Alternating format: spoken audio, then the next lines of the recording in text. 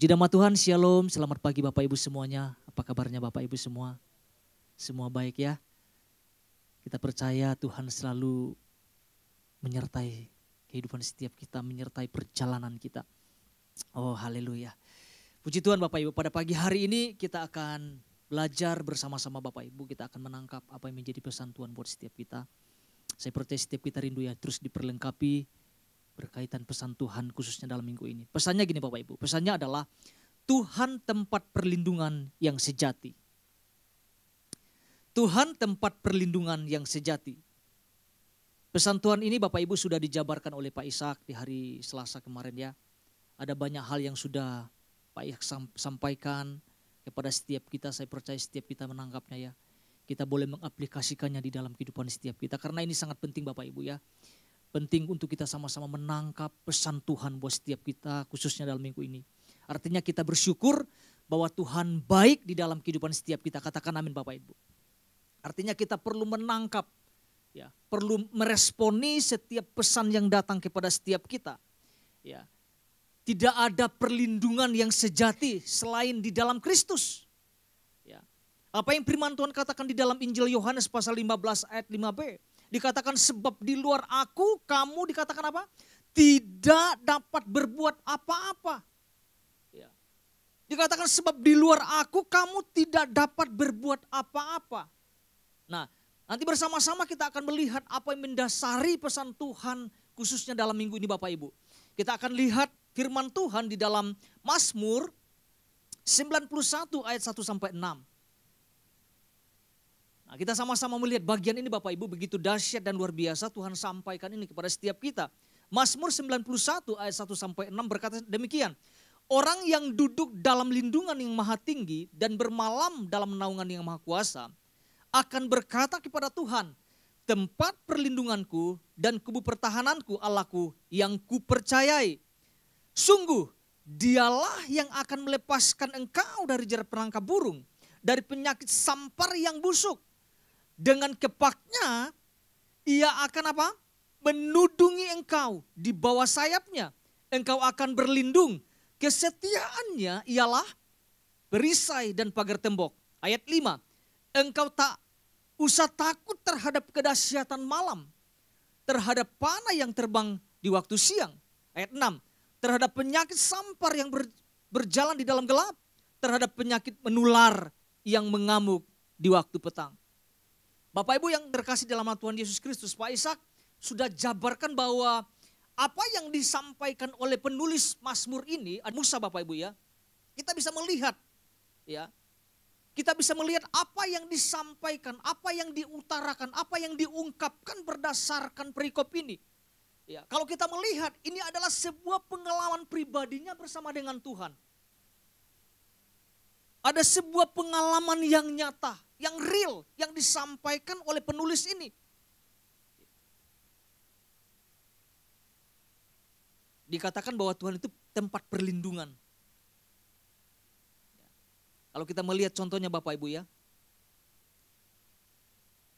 Perjalanan bangsa Israel menuju tanah perjanjian ya. Itu tidak mudah loh Bapak Ibu ya. Ada banyak tantangan demi tantangan yang mereka hadapi sepanjang perjalanan.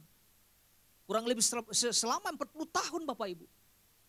Itu tidak mudah itu. Ya. Ada banyak musuh yang mereka hadapi, yang harus mereka hadapi. Ya, Pak Ishak sampaikan di dalam perjalanan itu ada kalajengking, ular derit. Ya. Saya tidak bisa membayangkan Bapak Ibu ya kalajengking ya. Saya hampir pernah digigit kalajengking di Kalimantan Bapak Ibu. Ya kan? Itu pun ukuran yang kecil. Saya udah langsung ngos-ngosan Bapak Ibu. Bayangkan di samping tempat tidur ada kalajengking yang cukup lumayan. Yang warna hitam gitu ya. Hampir mematok tangan saya bilang waduh Tuhan saya pikir ini kalau jadi ini yang mudah-mudahan tidak beracun ya. Itu sudah membuat saya takut. Saya bisa membayangkan ular yang mereka hadapi. Kalau nggak ada perlindungan Tuhan, selesai mereka.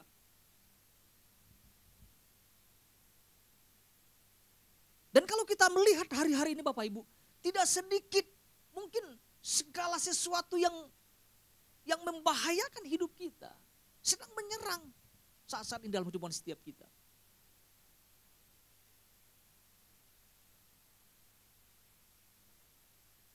Jadi saya melihat bahwa penulis ini coba sedang menguatkan ya.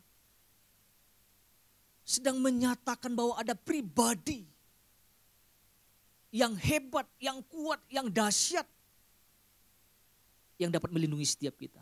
Itu adalah pribadi Tuhan Bapak Ibu. Ada kepastian di dalam Tuhan, katakan amin Bapak Ibu. Perlindungan di dalam Tuhan itu sesuatu yang pasti. Tetapi kita akan belajar apakah perlindungan itu secara otomatis atau tidak. Bagaimana posisi kita? Seperti apa posisi kita sehingga kita berhak untuk mendapatkan itu? Ya, hamba Tuhan kemarin di hari Minggu jangan sampai klaim, mengklaim Tuhan lindungin. Ya, Tuhan nyatakan kuasamu, nyatakan perlindunganmu. Kita mesti lihat, kita mesti sadar posisi kita ada di mana. Jangan sampai kita ada di luar itu. Kalau digambarkan sebagai satu tudung Bapak Ibu, jangan sampai kita di luar dari tudung itu.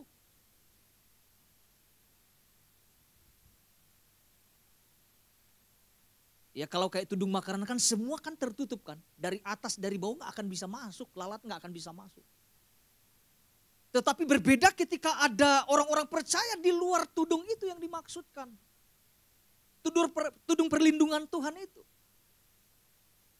Jangan sampai kita mengira bahwa kita sedang aman-aman saja selama kita tidak ada di dalam itu kan. Selama kita tidak di dalam perlindungan Tuhan, kehidupan kita tidak akan aman.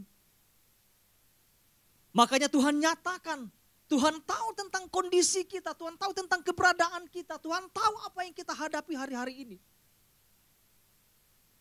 Makanya kita sangat bersyukur Bapak Ibu ketika saya mempelajari, wow betapa dahsyat, Tuhan itu dahsyat dan luar biasa. Tuhan mau nyatakan sesuatu kepada setiap kita. Tuhan memberikan kepastian di dalam kehidupan setiap kita. Hari-hari itu jahat. Keadaan dunia sedang kacau. Ya, ada banyak hal yang sudah dijelaskan Pak Ishak. Ada musuh yang ada segala penyakit. Ada tantangan, segala sesuatu yang buruk mungkin. Sedang kita alami hari-hari ini. Tapi ketika Tuhan sampaikan ini membuat apa namanya ya Bapak Ibu ya. Itu membuat hati kita itu menjadi kuat, menjadi teguh. Ya karena kita diteguhkan berdasarkan pesan Tuhan ini Bapak Ibu ya. Jadi kita perlu melihat posisi kita ya. Sebelum kita jauh Bapak Ibu, saya akan bacakan apa yang Tuhan sampaikan berdasarkan inti pesan Tuhan ya. Tidak semua tidak secara lengkap Bapak Ibu, saya akan bacakan bagian-bagiannya saja. Dikatakan gini Bapak Ibu, Tuhan tahu keadaan umat-umatnya ya. Ketika melihat hari-hari ini mungkin ya berbagai situasi yang terjadi. Seakan-akan Tuhan membiarkan semua orang mengalami berbagai kejadian. Seperti contohnya bencana alam. Nah, hari-hari ini kita sedang melihat itu Bapak Ibu ya. Di mana-mana itu banjir Bapak Ibu. Ya ampun, di Dago saja Bapak Ibu daerah atas terjadi juga. Saya juga gak habis pikir kok bisa terjadi gitu. Ya gak banjir seperti kayak gimana-gimana Bapak Ibu. Tapi lumayan, menyeret motor lumayan itu ya. Ya kejahatan. Waduh kita bisa lihat Bapak Ibu ya. Begal sekarang kita lihat, itu sekalipun ada di dalam suasana puasa saat kita lihat, itu geng-geng motor tuh lihat. Sakit penyakit. Dan bahkan dijelaskan tentang adanya ketidakpastian loh, Tuhan sampaikan itu. Dan lewat pesannya ini Tuhan memberikan kepastian, katakan amin Bapak Ibu. Tuhan memberikan jaminan kepada setiap kita umat-umatnya. Ya, bahwa hanya pada Tuhan saja ada perlindungan yang kokoh. Jadi ketika mendengar berulang-ulang tentang inti pesan Tuhan ini Bapak Ibu, Tuhan sedang meneguhkan kita. Tuhan sedang memberikan kita kepastian. Dalam hari-hari yang kita jalani hari-hari ini Bapak Ibu ya. Saya tidak akan panjang lebar Bapak Ibu, kita akan melihat dua hal ya. Sebelum kita membahas dua hal, saya akan bacakan apa yang Pak Ishak dulu sudah sampaikan ya. Yang pertama Pak Ishak sampaikan gini Bapak Ibu. Benteng perlindungan Tuhan akan menjadi tidak efektif. Wow. Apabila orang percaya tidak merobohkan terlebih dahulu benteng yang ada di dalam dirinya. Ternyata ada sesuatu yang harus kita lakukan dulu Bapak Ibu ya. Yang kedua, benteng perlindungan terjadi ketika orang percaya berjalan dalam tuntunan Tuhan.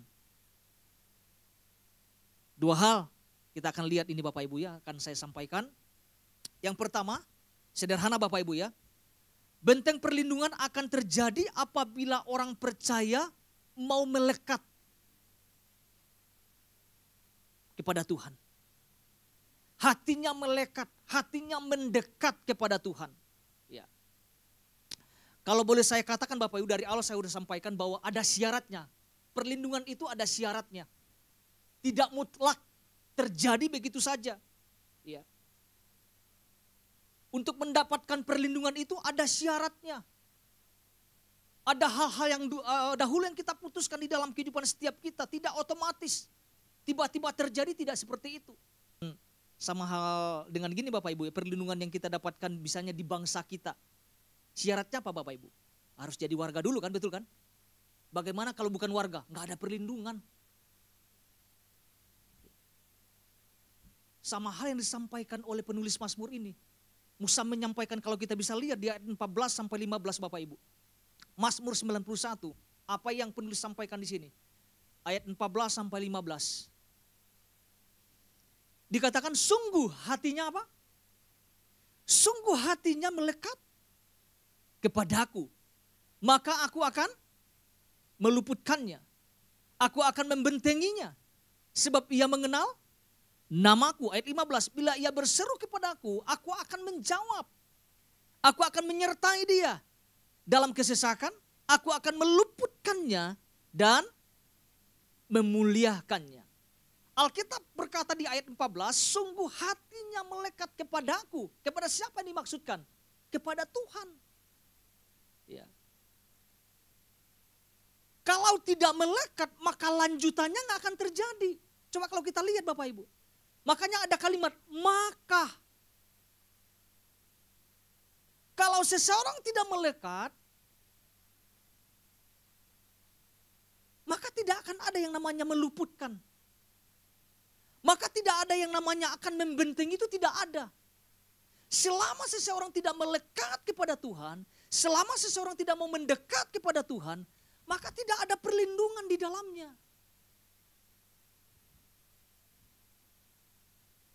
Jadi persyaratan yang saya lihat di sini adalah tentang maukah kita melekat.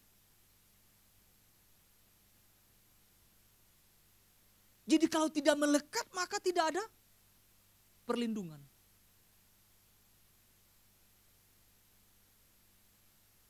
Bahkan di ayat 15 mengatakan gini, kalau tidak melekat maka tidak ada. Waktu dia berseru, Tuhan tidak akan jawab.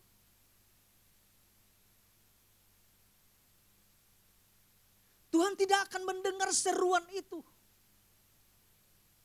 Selama kita tidak melekat, selama kita jauh dari Tuhan. Mungkin saat ini Bapak Ibu kita sedang berseru, Tuhan mana pertolongan perlindungan-Mu. Saya mau sampaikan selama kita tidak mau mendekat, selama kita menjauhkan diri kita di hadapan Tuhan, seruan kita tuh percuma.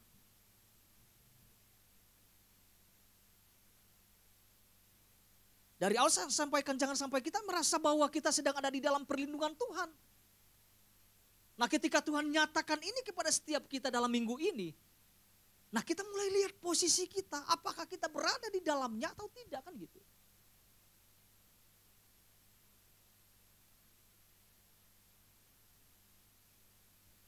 Bahkan dikatakan aku akan menyertai. Di dalam apa? Di dalam kesesakan. Wow.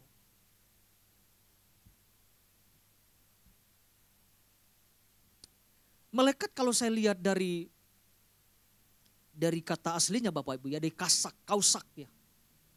Artinya terpikat. Hatinya terpikat. Contoh Bapak Ibu ya, pria itu terpikat pada gadis yang cantik itu. Di Alkitab ternyata ada loh yang terpikat. Ya. Tentang siapa Bapak Ibu? Tentang Yakub. 14 tahun menunggu untuk mendapatkan Rahel. 14 tahun itu bukan waktu yang singkat. Karena apa? Kenapa dia bisa menunggu? Terpikat. Apapun harganya dia lakukan.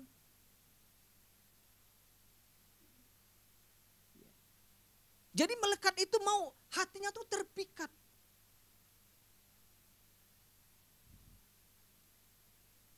Pertanyaan saya, hati kita terpikat gak sama Tuhan Bapak Ibu?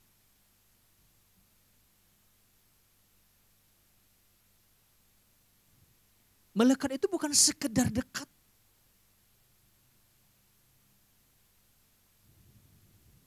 Melekat itu mau berjalan bersama Tuhan dalam keadaan apapun.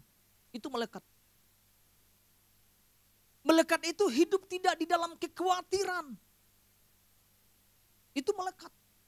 Karena kita percaya. Melekat itu adalah mau membangun persekutuan yang intim dengan Tuhan. Tidak menjauhkan. Ada firman Tuhan mengatakan, jangan sampai kita menjauhkan dari pertemuan-pertemuan ibadah.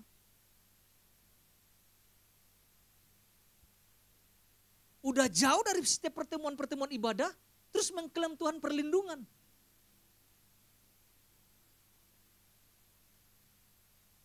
Perlindungan Tuhan itu akan nyata pada waktu kita mau mendekat dan melekat kepada Tuhan.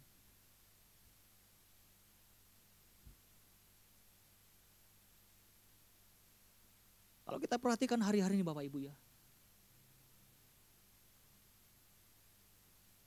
bahaya itu setiap detik itu mengintai hidup kita.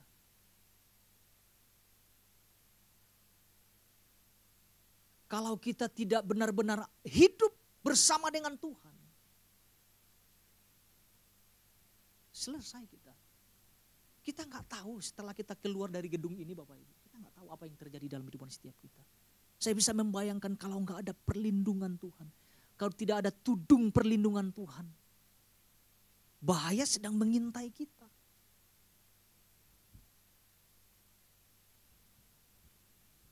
Kuasa kegelapan coba terus untuk menghancurkan hidup setiap kita.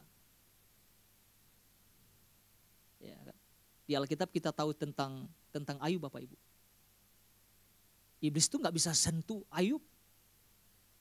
Tuhan sih pagarin dia. Coba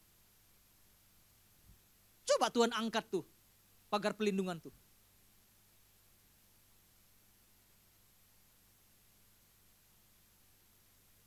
Bayangkan sebegitu Tuhan itu tidak, kalau Tuhan gak izinkan, gak akan Tuhan izinin itu. Iblis dan kuasa apapun tidak bisa menyentuh hidup kita kalau Tuhan gak izinkan itu.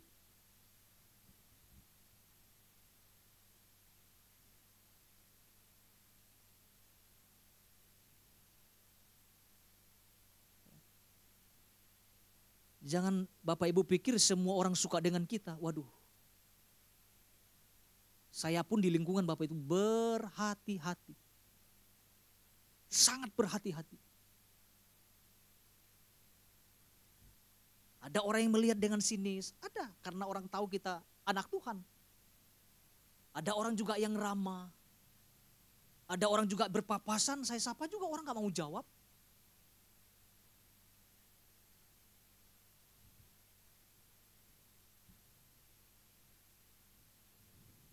Misalnya punten, gak dijawab Bapak Ibu.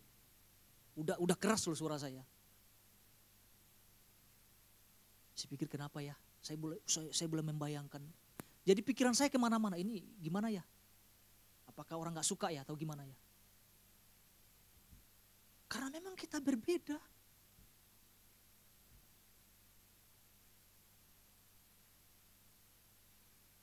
Makanya saya kebiasaannya Bapak Ibu, kadang sore saya suka keluar rumah, ketemu sama orang-orang di lingkungan rumah, ngobrol dan sebagainya.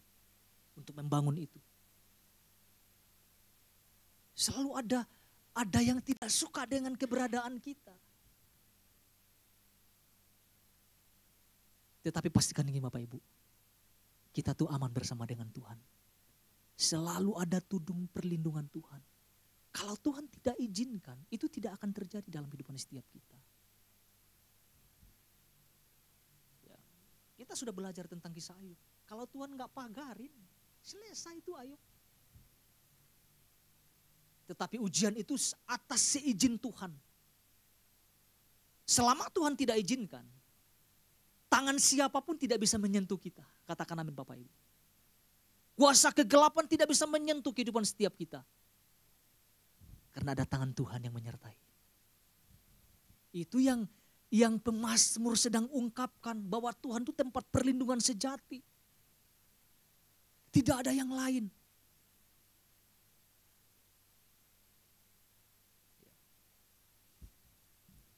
Jadi sama-sama kita tangkap Bapak Ibu. Penulis sedang meyakinkan kita bahwa hanya satu-satunya pribadi yang bisa menyelamatkan hidup kita adalah Tuhan. Itu bagian yang pertama kita sama-sama lihat Bapak Ibu. Bagian kedua. Bagian kedua adalah benteng perlindungan akan terjadi apabila kita percaya. Sangat sederhana Bapak Ibu. Apabila kita percaya sepenuhnya kepada Tuhan. Di ayat 4 nanti kita lihat Bapak Ibu ya. Di ayat 4 berkata gini, kalau kita percaya maka ia akan menudungi kita dengan kekuatan tangannya. Ya. Mempercayai Tuhan artinya kita berada di dalam tudung itu ya. Kita lihat ayat 2. Nah, ayat 2 berkata gini. Akan berkata kepada Tuhan, tempat perlindunganku dan kubu pertahananku Allahku. Yang apa? Yang kupercayai. Itu gak dilupakan sang penulis itu. Yang kupercayai. Yang kita percayai. Yang gereja Tuhan percayai.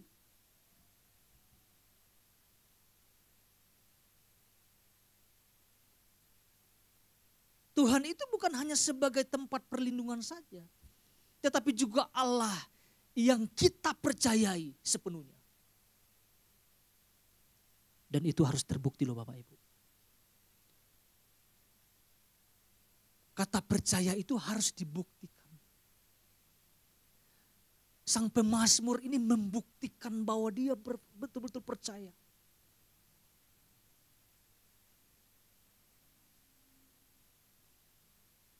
Ketika Tuhan sampaikan Tuhan tempat perlindungan sejati, artinya kita gak boleh ragukan. Amin Bapak Ibu. Jangan pernah kita ragukan. Jangan pernah kita pertanyakan lagi. Percaya saja. Ya percaya pun harus ada dasarnya. Apa dasarnya? Adakah kita membangun iman? Kan gitu. Adakah kita melakukan pemberesan di dalam kehidupan setiap kita? Ya, Pak Ishak sampaikan tentang banyak hal. Tentang kepahitan lah. Tentang luka lah. Tentang keiri hati lah. Itu bahaya sekali Bapak Ibu. Kalau ada sesuatu yang belum pernah kita bereskan di dalam kehidupan setiap kita.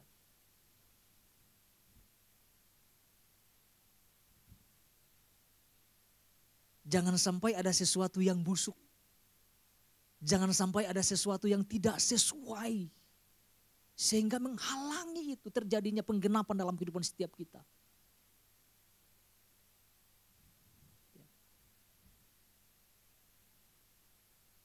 Ya, coba kita cross check lagi Bapak Ibu. Ada enggak ya?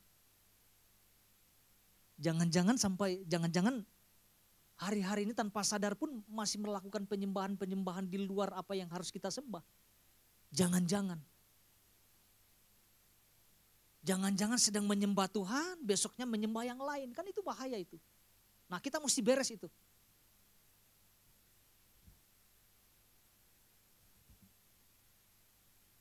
Kadang-kadang tanpa sadar ada pertanyaan di komsel kan tentang itu. Jangan sampai iya masih ada sesuatu yang tanpa sadar masih melakukan. tanpa sadar menerima sesuatu, habis dipersembahkan gitu. Karena gak enak hati ya lakukan, ambil dan sebagainya. Hati-hati loh Bapak Ibu. Jangan sampai ada sesuatu yang bertentangan. Ya, Bapak Ibu boleh lihat lagi YouTube-nya secara lengkap ya. Ada banyak hal yang sudah disampaikan, ternyata ya itu yang sepertinya itu yang temukan di dalam kehidupan orang-orang percaya Bapak Ibu. Ya jangan terlalu panjang lah, kepahitan lah. Jangan-jangan ada kepahitan di dalam diri setiap orang percaya. Bagaimana kita bisa membangun iman kita kalau masih tentang hal itu yang buruk itu masih bercokol di dalam hati dan pikiran kita. Ya, saya percaya Bapak Ibu kita respon ya firman Tuhan ya ketika Pak Ishak sudah sampaikan kemarin ya. Ya saya juga jadi melihat iya ya Tuhan jangan sampai jadi masih ada iri hati di dalam hati. Ya. Jangan sampai tanpa sadar itu jangan-jangan masih ada. Jadi apa yang harus dilakukan sebagai responnya? Berdamai dengan diri, berdamai dengan Tuhan. Ya. Ya. Saya coba lakukan itu Bapak Ibu Tuhan, saya bilang kalau masih ada Tuhan. Saya mau berdamai dengan diri saya. Ya. Ya, saya dulu pahit hati Bapak Ibu, betul pahit hati saya. Pahit hati bukan sama orang lain, pahit hati sama keluarga.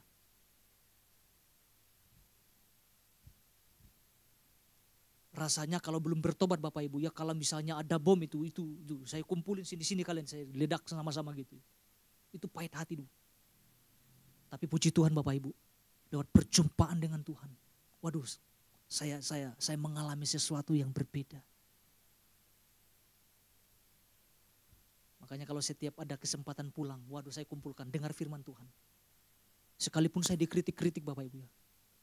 Ya karena memang beda. Bukan beda aliran, satu Alkitab tapi beda aliran. Ya. Saya pernah kumpul keluarga Bapak Ibu. Kita berdoakan bahasa roh, ada bahasa rohnya. Itu apaan itu? Dikatakan apaan itu? Oh sini saya jelaskan semua. Kumpul. Itu sebagai satu tanda. Untuk mengeluarkan hal yang kotor itu Bapak Ibu, saya butuh perjuangan. Dan saya bersyukur saya ketika pesan datang saya kembali lagi, oh iya ya. Saya mulai ingat lagi tentang perjumpaan saya dengan Tuhan. Iya ya, kalau saya nggak ngalamin itu. Bayangkan betapa dahsyatnya nanti gini Bapak Ibu ya. Kuasa kegelapan untuk mencoba menghancurkan hidup saya. Kalau saya nggak melakukan itu. Melakukan perdamaian dengan diri saya dengan Tuhan.